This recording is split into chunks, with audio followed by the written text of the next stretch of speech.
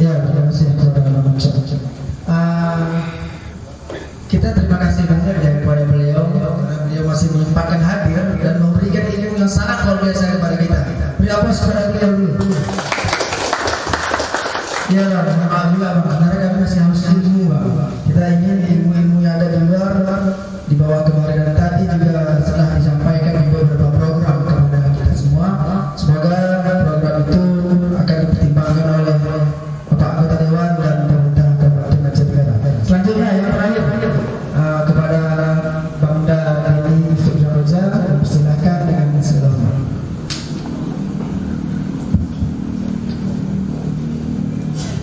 Bismillahirrahmanirrahim. Assalamualaikum warahmatullahi wabarakatuh. Langsung saja yang terhormat mewakili pemerintah kabupaten dan dua mahasiswa beserta kepala Bapeda Kabupaten Aceh Tenggara yang kami hormati, yang kami hormati Bangda Andi Haryanto, yang mana beliau adalah senior saya, mentor saya juga baik dalam mengupdate ilmu pengetahuan maupun belajar politik. Dan kami hormati senior kami juga Bang Deddy Mulyadi yang kami banggakan dan kami muliakan seluruh tamu undangan adik-adikku yang tergabung dalam berbagai komunitas yang hari ini hadir bersama kita dalam diskusi ruang publik, dan yang kami cintai panitia pelaksana yang hari ini di saat kita memperingati hari Sumpah Pemuda tepatnya pada tanggal 28 Oktober 2020. Izinkan kami Dewan Perwakilan Rakyat mengucapkan kepada kita semua selamat Hari Sumpah Pemuda. Semoga kita bangkit di masa sulit ini dan bersatu bahu-membahu dalam membangun Aceh Tenggara pada khususnya Indonesia pada umumnya. Sebagaimana undangan kantor yang kami terima bahwa kami menerima undangan sebagai pemateri dalam hal pengawasan DPR dalam pemerintahan rakyat. Pada kesempatan ini perlu kami sampaikan bahwa setelah masa Pilkada 2017, pemerintah daerah mengusulkan kepada anggota DPR atau legislatif berupa rancangan jangka menengah, yang mana 5 tahun ke depan pemerintahan Prabowo dari 2017 menuju 2022 ada visi dan misi yang dituangkan dalam RPJMD, yang mana ini diringkas menjadi 11 program prioritas. Artinya DPR melalui mekanisme yang terjadi DPR melakukan penilaian atau pengukuran dengan berbagai analisa, yaitu mungkin salah satunya analisa rasional, empiris, dan sistematis. Pada kesempatan ini izinkan saya punya waktu ada beberapa menit, 15 menit ya, sekarang 22.20 jadi 22.35 ya. Pada kesempatan ini di dalam RPJMD itu ada program pertama, yaitu menciptakan pemerintahan bersih, berwibawa dan inovatif. Jadi dalam menilai indikator ini kita menentukan dua indikator, yaitu indikator indeks kepuasan masyarakat dan indikator utama. Tetapi pada saat itu ketika belum melakukan survei, maka kita belum bisa mendapat indeks kepuasan masyarakat. Untuk itu kita melihat secara empiris dan rasional yang telah dilakukan pemerintahan Rabu dan menyajikan dalam buku-buku atau data-data yang disajikan kepada DPR. Dalam hal ini kita melihat pemerintah Rabu melakukan inovasi, mulai berbenah dalam hal sistem pelayanan elektronik, dibuktikan dari sistem pembayaran langsung juga dilakukan dalam berbagai perekrutan aparatur sipil dan lain-lain. Apakah ini puas? Belum. Tetapi apakah ini sudah menuju baik? Sudah mulai langkah. Apakah ini sudah tercukupi? Belum. Karena apa? Ada penilaian dari beberapa ombudsman terhadap penilaian pemerintahan ini. Tetapi apakah pemerintah Rabu ini serius? Saya melihat dari perspektif DPR ini serius. Ketika itu diberikan sanksi oleh ombudsman, pemerintah Rabu langsung mempanisme terhadap aparatur yang melakukan penilaian di bawah standar yang diberikan oleh ombudsman, walaupun itu memerlukan proses dan beberapa rangkaian sistem. Selanjutnya ada 11 juga tersedia infrastruktur publik, pelayanan, peningkatan pendidikan, menumbuhkan dan seterusnya tidak mungkin saya jabarkan. Saya ingin menambahkan pada kita semua bahwa di saat pandemi COVID ini kami selaku anggota dewan baru bertugas 1 tahun di pemerintahan daerah ini, yaitu ketika 2019 kemarin dilantik. Pertama kali tugas kami yaitu membahas APBK Aceh Tenggara untuk 2020 yang kala itu kita belum memprediksi terjadinya bencana non alam yang bersifat nasional dan internasional, sehingga saya ingin menggambarkan postur APBD kita dari 1,4 triliun itu terjadi 53% sampai 60% untuk membelanjai aparatur kita yang itu bersifat wajib, tidak bisa digabungkan. Artinya gaji dan honor dan lain-lain. Selebihnya 20% dari amanat undang-undang juga menjelaskan harus kita cantumkan untuk pembiayaan pendidikan, 10% di bidang kesehatan, 16% kurang lebih kita berkarya di dalam hal inovasi-inovasi dalam pembangunan Kabupaten Aceh Tenggara. Saya kira itu sebelum COVID, sehingga dengan 16% kalau dikalikan 1,4 triliun kurang lebih 160 miliar. Kurang lebih ketika pendapatan yang kita prediksi untuk tahun 2020 ini terpenuhi dari target-target. Pada kesempatan ini mungkin saya hanya menghimbau kepada pemerintah daerah, khususnya pemerintah kabupaten, tolong dilakukan program-program prioritas yang kira-kira membutuhkan dari usul-usul masyarakat. Dalam janji pemerintah juga bahwa akan menuntaskan kemiskinan, memberikan fasilitas perumahan. Saya melihat dalam postur APBD kita sudah mulai berbenah dalam memberikan bantuan-bantuan perumahan, juga diberikan fasilitas-fasilitas perumahan. Apakah ini sudah berjalan dengan baik? Tidak juga. Yang perlu dilakukan pemerintah Rabu adalah mengawasi orang yang menerima bantuan ini tepat dan tidak. Saya beberapa kesempatan berbicara kepada Pak Bupati dan Pak Wakil, kira-kira dia menyampaikan kepada DPR baik dalam forum resmi maupun tidak resmi, kiranya ada anggota-anggota saya atau bawahan saya melakukan hal-hal di luar konstitusi, tolong segera dilaporkan kepada saya akan menindak dalam berbagai kesempatan. Oleh karena itu juga saya menekankan sekali lagi sebagai fungsi legislatif, memang di masa pandemi ini yang kita tidak duga ini anggaran kita terpotong kurang lebih 140 miliar lebih. Kemarin masuk revolusi, sehingga memang langkah-langkah kita dalam meningkatkan ekonomi susah dan berat. Kalau kita lihat 3 tahun pemerintah Rabu, kita juga bisa melihat dari hasil Badan Pusat Statistik bagaimana penilaian yang seharusnya naik itu grafiknya naik. Apakah itu indeks pembangunan manusia, angka harapan hidup, partisipasi masyarakat sekolah. Menurut data yang disajikan Pak Asisten tadi, mungkin bisa kita cek frekuensi yang diunggah itu menuju tren yang baik. Ketika indikator harus turun, kita melihat apa yang disajikan Pak Asisten tadi turun karena ada pengangguran yang semakin menurun dan lain-lain. Untuk itu juga apakah masyarakat puas? Belum, karena masyarakat hanya menggunakan ilmu logika dan mungkin di lingkungan sekitarnya. Jadi harapan saya terakhir pada penyampaian ini, mari di saat pandemi ini kita di momentum pemuda, hari ulang tahun pemuda ini, mari kita bahu-membahu bersatu bangkit untuk membangun Aceh Tenggara. Pemerintah juga jangan anti kritik. Hari ini saya apresiasi juga kepada pemerintah daerah yang berani datang kepada forum ini yang akan sebentar lagi mungkin dikritik juga habis-habisan di fakta dan di transparansi, tapi tidak boleh telanjangi. Mereka hadir juga, tapi juga aplaus kepada pemerintah daerah.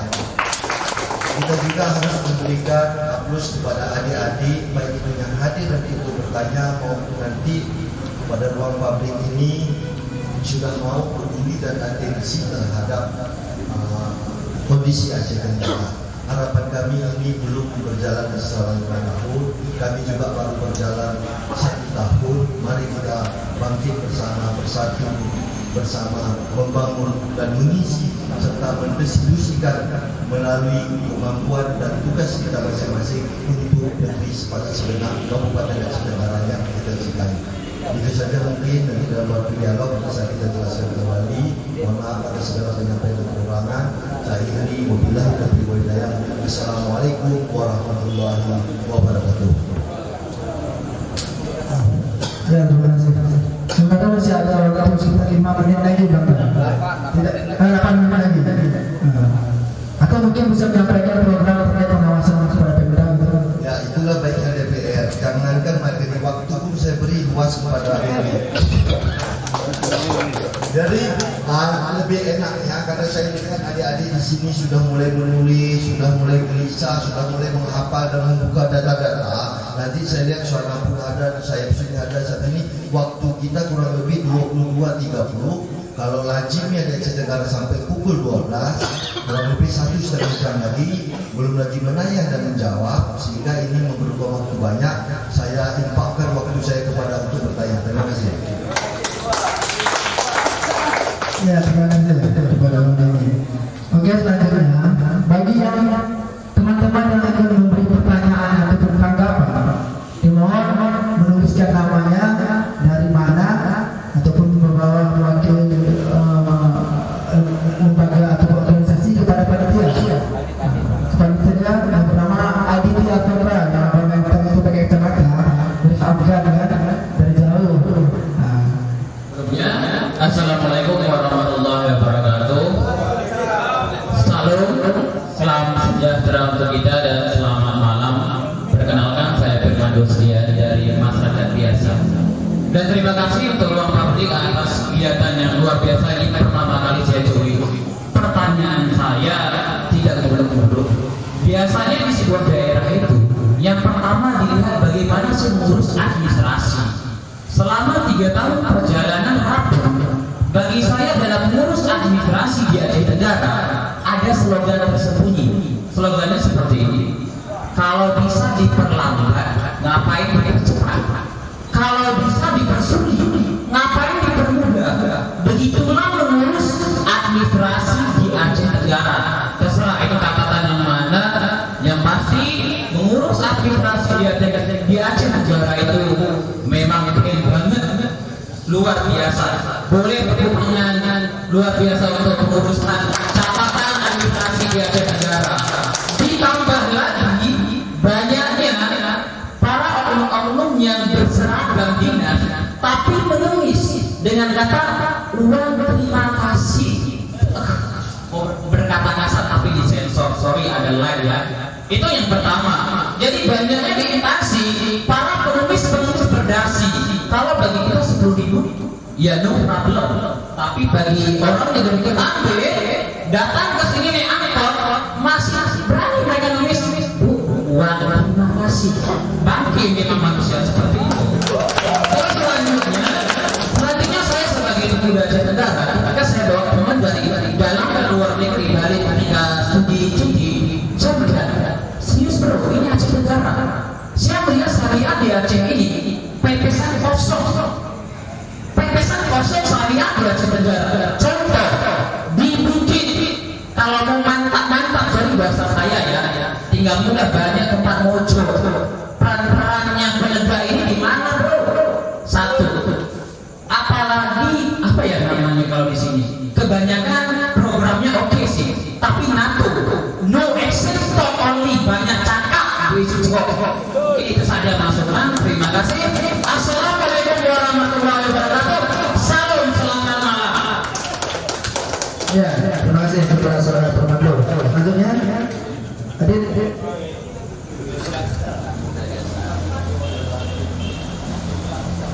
Oke, selanjutnya dari rekan saya, rekan satu kamar.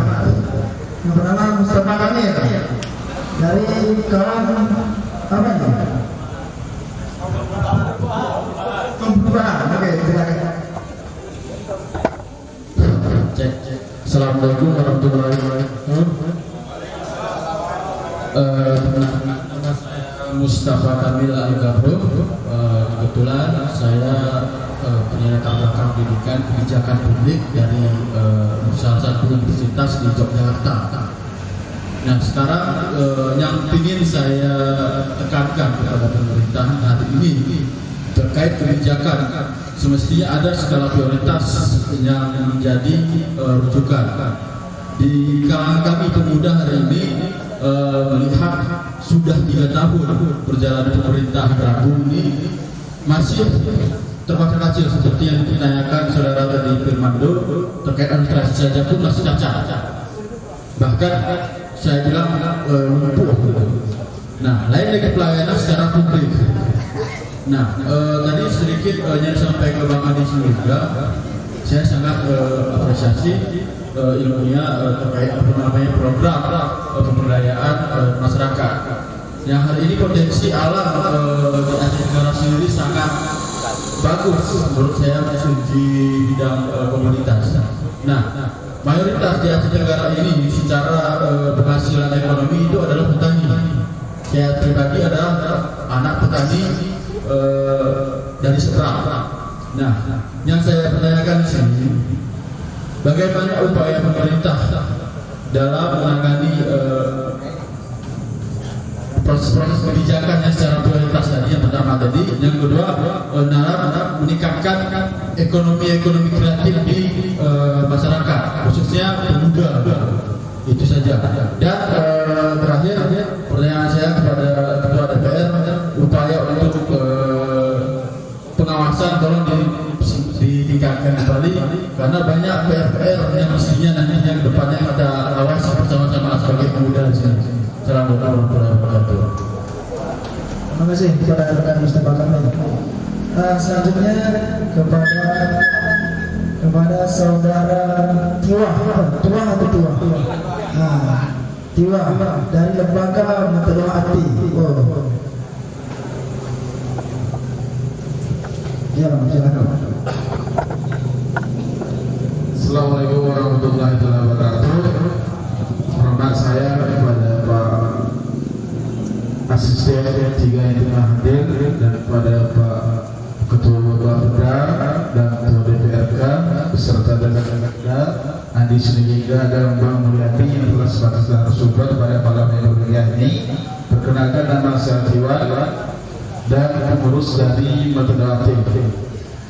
Jadi pada hal ini mungkin banyak yang disampaikan di bawah tadi, dan khususan pertanyaan saya mengenai masalah mungkin ke 3 tahun pada pemerintahan Rabu ini kita terlihat dengan catatan pada pemimpin sebelumnya. Mungkin beliau sudah melakukan seperti Pak Haji Sahadat itu membuat stadion, dengan Pak Armen membuat itu pesawat kapal terbang, dan Pak Hasanuddin itu membuat ikon Masjid Taqwa. Jadi mungkin salah satu catatan bagi saya. Dan kedepannya harapan 2 tahun ini juga kiranya di pemerintahan Rabu ini apa yang bisa dilakukan, salah satunya bisa dari muncul bahwasanya pemimpinnya di tahun ini dia bangunannya. Itu yang pertama. Yang kedua mengenai masalah pendidikan. Jadi Pak Asisten tadi menyampaikan masalah persenan tingkatan dengan pendidikan. Dengan catatan saya sendiri, kampus yang ada di Kota Candi ini, terutama UGL, Sciences, Tikba, dan Osman Sabri serta Medikal mungkin sudah tutup, dan mungkin ini dia Nurul Hasanah juga salah satu. Ini lembaga pendidikan skor tinggi bagi kita sebenarnya. Tapi nyatanya masyarakat sebenarnya ini sudah banyak kuliah atau pendidikan di luar daerah. Kenapa? Dengan catatan ini salah satu faktor menurunnya tingkat ekonomi atau dari segi pendidikan. Harapan saya dengan adanya dengan kampus-kampus yang ada di Kota Candi ini juga adalah berpengaruh dengan terhadap pendidikan dan kedepan yang akan berupaya masyarakat sebenarnya ini bisa dari kaum muda ini, milenial ini menempatkan dirinya sebagai masa depan. Jadi harapannya juga kepada Pemda Semarang ini berupaya, karena mereka yang kuliah di luar sana tentunya memerlukan biaya yang sangat besar. Andaikan mereka berkuliah di luar sana, berapa yang harus didapatkan keuntungan per orangnya, kalkulasi dari segi ekonomi. Itu yang kedua. Jadi harapannya bukan ini juga pada Pak Asisten mungkin sebagai bahan pertimbangan mohonlah kiranya membantu kami pada mahasiswa yang ada di Kota Candi ini mengaktifkan kembali bagi upaya pemulihan bayangnya mahasiswa yang ada kuliah di Kota Candi. Yang ketiga itu mengenai masalah kesehatan. Ini juga yang disampaikan oleh Pak Syed tadi, peningkatan pelayanan yang ada di puskesmas. Tapi nyatanya per hari itu kita masih banyak yang dirujuk ke rumah sakit seperti di Medan. Ini juga salah satu yang mengakibatkan waktu yang sangat lama dan perjalanan sehingga banyak nyawa yang dihilangkan karena alasan dalam perjalanan. Disebabkan karena mungkin karena kurangnya salah satunya alat medis kedokteran yang ada di Kota Candi ini. Ini juga kita harapkan kepada Pak Ketua DPRK sekarang ke depan. Mungkin ini juga gambaran kepada kita semuanya berupaya mendatangkan ahli teknis kesehatan dan melengkapi salah satu kesehatan. Jangan nanti alasan ketika semua kita dirujuk ke Medan, tapi ada dalam perjalanan ini banyak nyawa yang dihilangkan disebabkan oleh jarak yang ditempuh bahkan 5-6 jam perjalanan. Begitu juga ada sampai kesadaran dan pelayanan.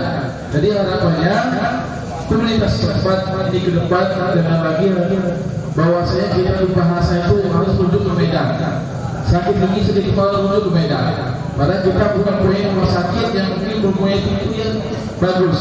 Mungkin itu saja dari kami. Mohon maaf bila terlalu. Assalamualaikum warahmatullahi wabarakatuh. Waalaikumsalam warahmatullahi wabarakatuh. Ya, kepada selanjutnya mohon dicatat pertanyaan suara kita. Sudah pertanyaan berbobot. Oke, yang selanjutnya atas nama Mahfud Ansari dari organisasi Himpunan Mahasiswa Islam. Mahfud? Oke, kepada saudara Mahfud silakan. Baik, terima kasih moderator. Bismillahirrahmanirrahim. Assalamualaikum warahmatullahi wabarakatuh. Yang kami hormati kepada pemateri dan kawan-kawan RP dan juga tamu dan undangan. Menjadi pertanyaan kami adalah terkait visi dan misi. Saya merujuk ke visi aja di Pak Asisten.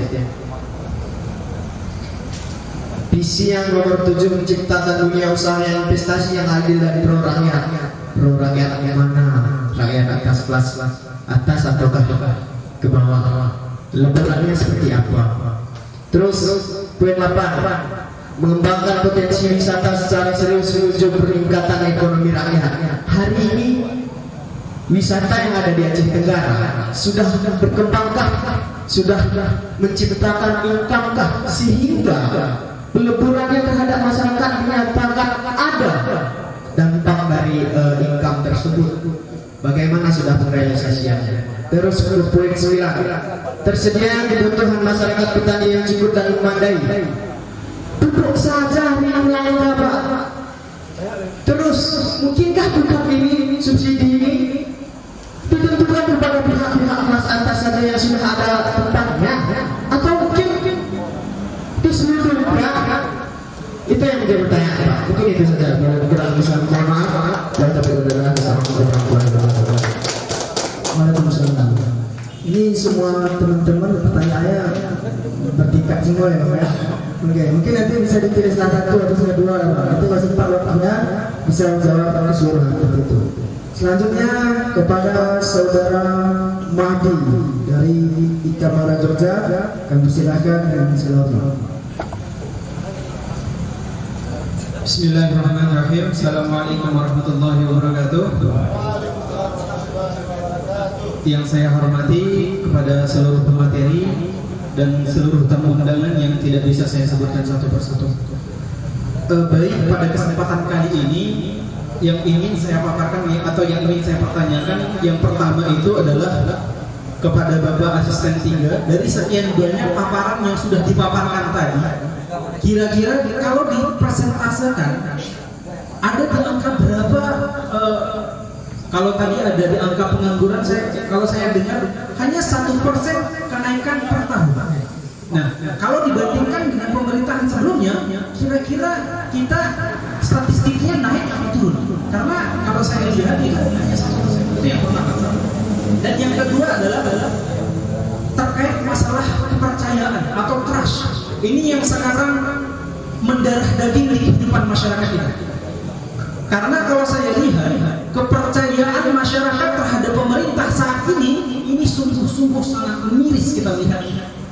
Contoh yang pertama, kalau kita ambil kasus-kasus terdekat ini masalah COVID. Saking hilangnya kepercayaan masyarakat kepada pemerintah, setelah dia sakit demam, nggak berani berobat ke rumah sakit ini. Mendingan komplain rumah jual saja. Karena kalau dibawa ke rumah sakit, langsung diponis dengan COVID. Dan luar biasanya, kemarin saya berdiskusi juga dengan beberapa teman. Setelah ada beberapa oknum pemerintah yang dinyatakan COVID, belum berselang masa karantina, itu sudah berbaur. Bahkan maaf, kemarin katanya sempat ngajar di UGM. Ini yang menjadi pertanyaan kepada kita. Mungkin nanti bisa dijelaskan kepada kita, karena kepercayaan ini fundamental, sangat-sangat serius. Nah, kepercayaan masyarakat sungguh-sungguh sangat sekarang miris terhadap pemerintah. Mohon maaf beberapa ini mungkin sekian yang dapat saya sampaikan. Wabillahi wassalamualaikum warahmatullahi wabarakatuh. Ya, terima kasih. Dua kepada saya Mahdi. Sudah ada 5 orang yang memberi